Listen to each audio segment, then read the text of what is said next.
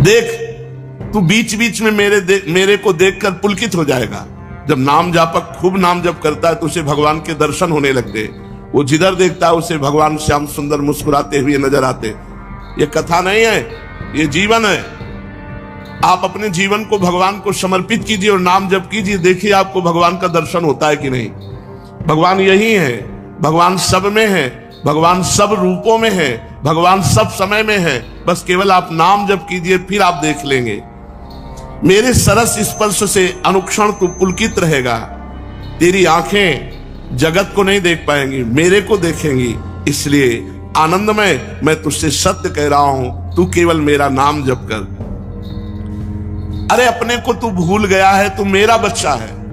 भगवान कह रहे तू मेरा अंश है। ममैवांशो जीवलोके जीवभूता सनातना मना कष्टानेन्द्रियाणि प्रकृतिस्थानि करसति। मन और 5 ज्ञानेंद्रियों के चक्कर में फंस करके तू अपने को भूल गया।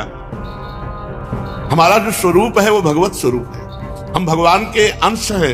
तो चाहे 1 चम्मच गंगा जल लो तो गंगा जल, 1 टैंकर लो तो गंगा जल। गंगा जल है जैसे, ऐसे हम भगवान के अंश है। तो भगवान पूर्ण है, तो पूर्ण का अंश पूर्ण ही होता है। हम भगवत स्वरूप ही है। पर 5 ज्ञानेंद्रियां और 1 मन, ये भोगों में लगने के कारण हम अपने स्वरूप को भूल गए हैं। तो आनंदमय है, परमानंदमय है। लौटो, इस संसार के जंगल से लौटो, मेरी तरफ लौटो। कैसे लौटेंगे? केवल नाम जप से। जितना नाम जप करोगे उतने तुम मुझे अपने सानिध्य में देखोगे। और नाम जप नहीं है तो ये माया सामने दिखाई देगी। स्त्री पुत्र धन मकान नाना प्रकार की भोग सामग्री, और इसी में अब ये कर लेंगे तो हम सुखी हो जाएंगे, अब ये संग्रह कर लेंगे, इतना कमा लेंगे, ऐसा कर, और ऐसा सोचते सोचते मृत्यु आ जाती। कभी किसी का आज तक काम पूरा नहीं हुआ। काम पूरा तभी माना जाए जब भगवत प्राप्ति हो जाए। वृंदावन का पावन नाम जिसके कान में पड़ गया वो नरक नहीं जाएगा। और जिसने वृंदावन के ठाकुर को लुभायमान दृष्टि से देखा, ओ बांके बिहारी, राधा वल्लभ लाल, राधा, ओ मेरे जीवन धन, एक बार प्यार से प्रभु की तरफ देखा। दृष्टम किंचित तद अपहृतम दृग स्पृष्टम श्यांग कर्षि। एक बार दृष्टि से बिहारी जी को देखा, एक बार वृंदावन का अन्न फल पाया, एक बार वृंदावन का जल पिया, एक बार वृंदावन के स्पृष्टम श्यांग कर्षि, किसी महापुरुष, किसी ब्रजवासी का स्पर्श प्राप्त कर लिया तो स्तोतुम शक्ता का इबतान भाग्य पुंजयिक मौलिन। बड़े बड़े महान भाग्यशाली उसकी स्तुति करते हैं जो ऐसा लाभ प्राप्त कर लेता है। बड़े बड़े देवता उसको नमस्कार करते हैं जिसको ये लाभ प्राप्त होता है। अब आप विचार करो, आप वृंदावन वासी जो अखंड वास कर रहे हैं, उनके सौभाग्य का कौन वर्णन करे। अगर इस पर भी आपको प्रियालाल की कृपा नहीं दिखाई देती तो केवल बुद्धि भ्रष्ट है और कोई बात नहीं। बुद्धि अपने स्थान से गिर चुकी है, इसलिए आपको कृपा का अनुभव नहीं होता। नहीं, प्रतिपल कृपा ही कृपा हमारे ऊपर बरस रही है। ऐ मूढ़, अभी सावधान हो जाने तो मृत्यु तेरा सर्वनाश कर देगी। तेरे पास कुछ नहीं रहेगा। कुछ कमा ले, यहां कमाने आया है, अपनी श्वासें गंवाने नहीं आया। अरे मूढ़ा, प्रापेंद्रिय मविकलम किम्नु निगमैर निगूढ़ाम। तो इंद्रियों को प्राप्त करके भोगों के लिए विकल हो रहा, जो तेरा पतन है। तो अपनी इंद्रियों को संयम में ला और भगवत आराधना में लग। वेदों में भी जो गुप्त है रसो वैसा, वो रस यहां प्रकट खेल रहा है ब्रजभूमि वृंदावन में। इसलिए तू अपने चरणों से यात्रा कर ब्रजभूमि की, और गिरिराज जी की परिक्रमा लगा, बरसाने की परिक्रमा लगा, वृंदावन की परिक्रमा लगा।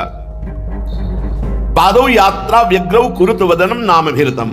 और यहां आकर के निरंतर नाम जप कर। कोई भी किसी की निंदा दोष दर्शन अपराध मत कर।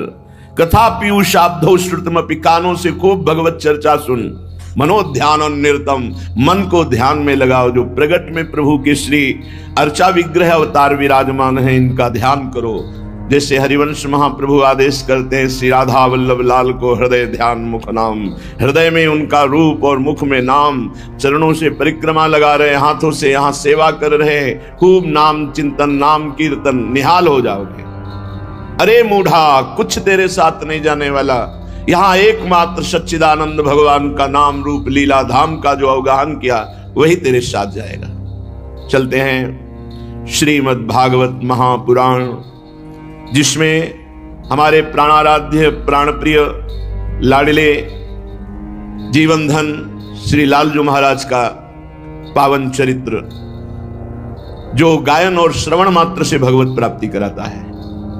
जो चित्त लगाकर श्रवण करता है उसके चित्त के समस्त मलों का नाश होकर चित्त चोर के पास चित्त पहुंच जाता है। प्रभु का वो प्रेमी हो जाता है भगवत चर्चा सुनने वाला। प्रसंग चल रहा है श्री महाभागवत परम तपस्वी भगवान के विशेष कृपा पात्र वसुदेव जी, जिनको पिता बनने का सौभाग्य प्राप्त हुआ, नंद ग्रह से योग माया रूपी कन्या को लेकर के कंस के कारागार के समीप आते हैं। सब बेसुध पड़े हुए, जीव ही अंदर प्रवेश हुए, दरवाजा बंद, ताला लॉक हो गया, पहरेदार जग गए। कन्या को देवकी जी की गोद में पधराया। गोद में पधराते ही कन्या रो पड़ी। नवजात शिशु की रोने की ध्वनि सुनकर पहरेदार चौंक गए। लड़खड़ाते हुए भागते हुए भोजराज कंस के पास गए और कहा, देवकी को 8वीं संतान हुई है। बस इसी बात का इंतजार कंस कर रहा था, क्योंकि आकाशवाणी ने कहा था, देवकी की 8वीं संतान तेरी मृत्यु का, तेरे सर्वनाश का कारण बनेगी। कंस बड़ी आकुलता और घबराहट के साथ द्वारपालों की बात सुनते ही कूद पड़ा, सूतिका गृह की ओर झपटा। मेरे काल का जन्म हुआ है, भयभीत होता जा रहा है, विकल होता जा रहा है। बाल बिखर गए, कई बार लड़खड़ा कर रास्ते में गिरा। बंदी गृह में पहुंचने पर देवकी जी ने देखा, ये राक्षस आ रहा है जो हमारे हर बच्चे का काल हुआ है। कहने को तो ये भाई है, पर ये राक्षस है। अपने मन के क्रोध को दबाकर हाथ जोड़कर कहा, भैया मेरे तुम बड़े हितैषी हो। जब बचपन में हमने कोई बात कही तो आपने तुरंत उसकी पूर्ति की है। मेरा क्या अपराध हो गया जो आप मुझे दुख पर दुख देते जा रहे हैं? हथकड़ी बेड़ियों से जकड़ दिया, मेरे लाडले पुत्रों को मार दिया। आकाशवाणी ने कहा था कि पुत्र होगा, देखो ये कन्या है, अभी तो बच्ची है, तुम्हें नहीं मारना चाहिए। भैया दैववश तुमने बहुत से अग्नि के समान तेजस्वी बालक मेरे मार डाले, केवल कन्या बची है। मैं तुमसे भिक्षा मांगती हूं कि ये कन्या को मत मारो। मैं बहुत दीन हूं, तुम मेरे प्यारे समर्थ भाई हो और मुझे बहुत प्यार करते हो। मैं मंद भागिनी हूं माना, पर ये आखिरी संतान तो मुझे दे दो। कन्या को अपनी छाती से लगाकर देवकी जी ऐसी विनय कर रही कंस से, पर उस क्रूर कर्मा दुष्ट हृदय कंस के हृदय में कोई भी परिवर्तन नहीं। कन्या का ऐसे पैर पकड़ा और जबरदस्ती से छीन लिया और एक चट्टान पर प्रहार किया। पैर पकड़कर कन्या का स्वार्थ ने अंधा कर दिया था, परंतु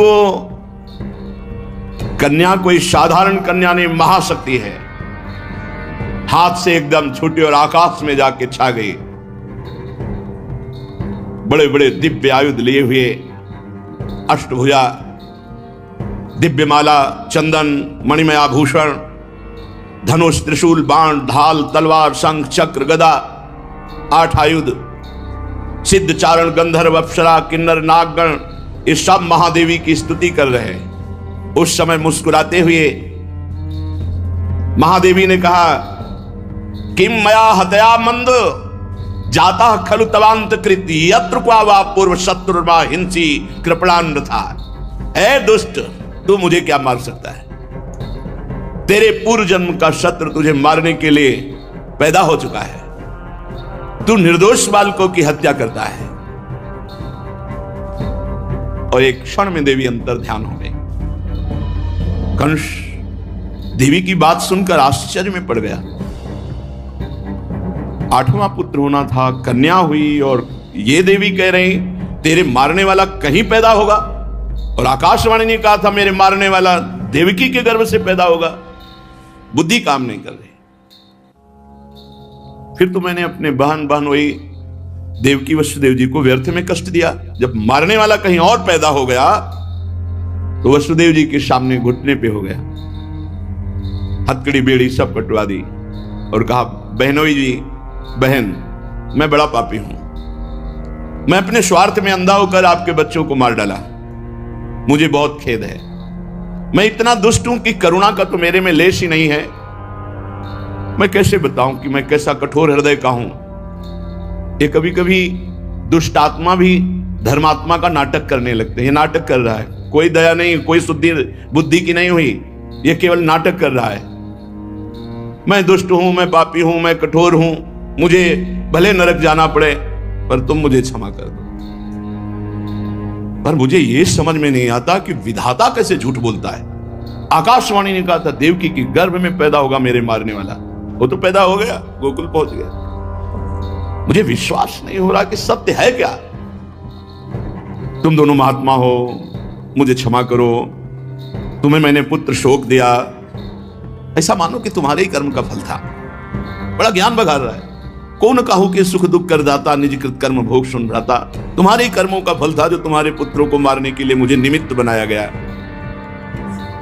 देखो वसुदेव जी, मिट्टी के बने हुए पदार्थ जो बनते हैं वो बिगड़ते भी हैं। हाँ, शरीर बनता बिगड़ता है और जीवात्मा तो अजर अमर है। कितना सुंदर ज्ञान बघार रहा है कंस।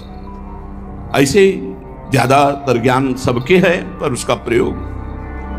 वसुदेव जी, जो लोग तत्व ज्ञानी नहीं है ना, वो शरीर को आत्मा मान बैठते हैं और शरीर के सुख दुख को अपना सुख दुख मान लेते हैं। शरीर का आना जाना, जन्म मृत्यु अपना मान लेते हैं। जो तत्व ज्ञानी नहीं, ये तत्व ज्ञानी है। बड़ा ज्ञान है लोगों में, उपदेश करने में बहुत कुशल लोग मिलेंगे, लेकिन अपने मन को चेला बना ले ऐसा कोई बिरला योगी होगा जो अपने मन को उपदेश दे करके सही रास्ते पे चलावे। वही उपदेष्टा, वही गुरु। प्रभु के चरणारविंद की तरफ अपनी वृत्ति को ले जाने की कोशिश कीजिए। उस व्यक्ति से ऐसे कठोर वचन बोल दिए जाते हैं जो हृदय को चुभते रहते हैं। बाहर का डंडा लगा है, पिटाई हुई तो 2-4 दिन में ठीक हो जाएगा। ये हजारों दोषों की पंक्तियां यहां हैं। कोई कह दे हम निर्दोष हैं, हमें लगता है कि यही सबसे बड़ा दोष है। नहीं तो अंदर देखा जाए ना तो क्रम क्रम से धीरे धीरे निर्दोष हुआ जा रहा है। क्रोध वेग सह गए तो वाणी और मन और शरीर के द्वारा जो हिंसा का वेग है उससे बच जाएंगे। फिर कह रहे हैं उदर वेगम, उदर वेग भूख। और आपको सच्ची कहते हैं कि कई कई दिन भोजन न मिलने पर भी शरीर में गंगा जल के कारण कभी कमी महसूस नहीं। जब पेट में भरपेट भोजन ही नहीं है ना तो और कुछ चिंतन ही नहीं रहा। यौवन अवस्था, जवानी ऐसे भगवान ने काटी है कि याद ही नहीं रहा कि संसार का कोई सुख होता है। शासन में ले लिए तो जनेंद्री को आप शासन में ले लेंगे, और अगर रसेंद्री को शासन में ले लिया तो जनेंद्री को शासन में ले सके। कुत्सितवाद, वाचो वेगम, वाणी के वेग को शासन में लीजिए। और मनशाह, मनोवेगम, मन का वेग आता है। ये देखूं, ये भोगूं, आदि आदि संकल्प विकल्प, इसके वेग को सह जाओ। कुछ नहीं बोलना, सहने का मतलब होता है कुछ नहीं बोलना। मन कह रहा मुझे ऐसा करना है, मुझे ऐसा करना है, मुझे ऐसा, कुछ नहीं बोलना। कुछ भी उसकी जलन जो हो रही है किसी से नहीं कहना, शांत गंभीर, खत्म। पर उपासक क्या करता है, जो कच्चा उपासक है, नहीं नहीं अब मेरे मन में आ रही, मेरे मन में जलन हो रही, मुझे ऐसा करना है, मुझे ऐसा नहीं।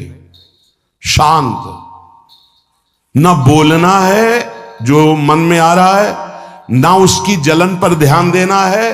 अपने मंत्र नाम उपासना कर्तव्य में लगे रहो, शांत हो जाएगा। इसके शांत करने की युक्ति है, इसे मतलब मत रखो। जैसे एक पागल आदमी रोड में खड़े तुम्हारे ऊपर कंकड़ फेंके, थूके, गाली दे, तो अपने लोग क्षमा भाव से कि वो पागल है, ऐसे मन अभी पागल है, इसके निर्णय पे ना हो। ये क्षण क्षण में बदल, इसको भजन से मतलब नहीं है, इसको क्षण क्षण में नवीन नवीन प्रपंच चाहिए। ये मनशा वेगम, मनोवेगम, इसका स्वरूप यही है, यही बंधन और मोक्ष का कारण है। ये क्षण क्षण में प्रपंच चाहता है। 5 ज्ञानेंद्रियों के द्वारा ये जाल रचा करता है जीव को फंसाने का। मित्रों, आज महाराज जी ने हम सभी लोगों को बहुत ही उत्तम एवं शिक्षाप्रद कथा सुनाई है। आशा करता हूँ कि इस शिक्षाप्रद कथा से हम सभी कुछ न कुछ शिक्षा अवश्य ग्रहण करेंगे और अपने जीवन को सुखी, सात्विक और सामर्थ्य बनाने का प्रयास करेंगे। मित्रों, अगर आपको यह शिक्षाप्रद वीडियो पसंद आया हो तो वीडियो को लाइक करें और अधिक से अधिक लोगों को शेयर भी करें, जिससे और भी लोग महाराज जी की इस कथा से शिक्षा लेकर अपने जीवन को सुखी बना सकें। मित्रों, अगर आपने अभी तक हमारे चैनल को सब्सक्राइब नहीं किया है तो तुरंत सब्सक्राइब कर लें, जिससे आपको नोटिफिकेशन के माध्यम से हमारे महाराज जी के शिक्षाप्रद वीडियो तुरंत प्राप्त हो सके। मित्रों, तो कल फिर किसी न किसी महाराज जी के शिक्षाप्रद वीडियो के साथ आप लोगों के समक्ष फिर से प्रस्तुत होंगे। तब तक के लिए नमस्कार।